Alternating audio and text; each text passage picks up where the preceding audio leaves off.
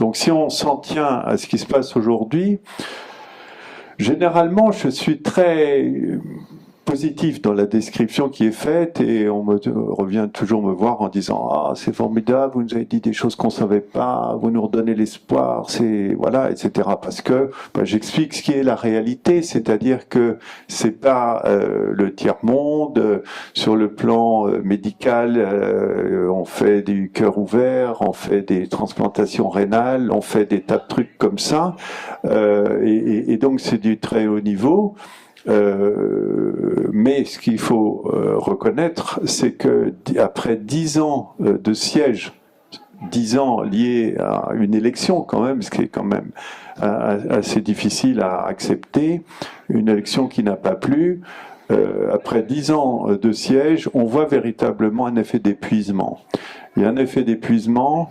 Pendant un certain nombre d'années, il y a eu une économie qui a tourné par l'Égypte, qui a tourné par les tunnels, par les taxes sur les produits, ça permettait de payer les fonctionnaires. Et puis la vraie catastrophe, le coup de grâce, ça a été le coup d'État en Égypte et la fermeture de la grande majorité de ces tunnels. Plus les sanctions qui se sont ajoutées.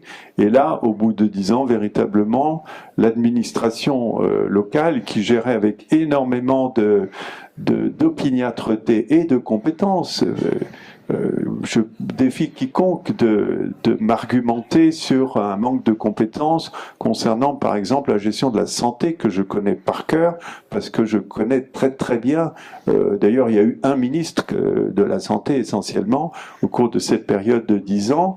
Il faut voir les difficultés extrêmes avec lesquelles il réglait les problèmes du cancer, des enfants, de la maternité. Imaginez qu'il y a même des restrictions sur le lait qui est importé à Gaza pour les maternités. Ils n'ont même pas de quoi, alors qu'ils ont, je ne parle pas des questions financières, tout simplement parce qu'aujourd'hui, on calcule quelle est la quantité, la ration calorique que l'on peut laisser entrer à Gaza pour ne pas que les gens ne meurent pas de faim, mais qu'ils en soient pas loin. Vous voyez.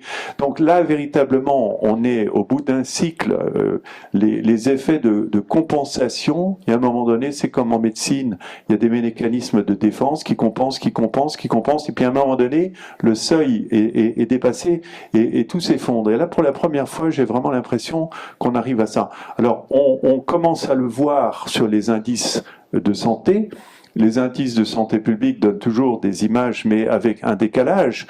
Donc quand on voit des courbes se casser, ça veut dire que le problème est déjà profond, et on le voit dans la mortalité infantile, dans un certain nombre de maladies. Mais ce qu'on voit aussi sur le plan économique, et ça, c'est du témoignage visuel. On y était en décembre, c'est la première fois de ma vie que j'ai vu dans les hôpitaux des gens qui récupéraient les sandwichs qui n'étaient pas terminés. J'ai jamais vu ça de ma vie à Gaza. Des mendiants, on en voit maintenant depuis à peu près 3 ans.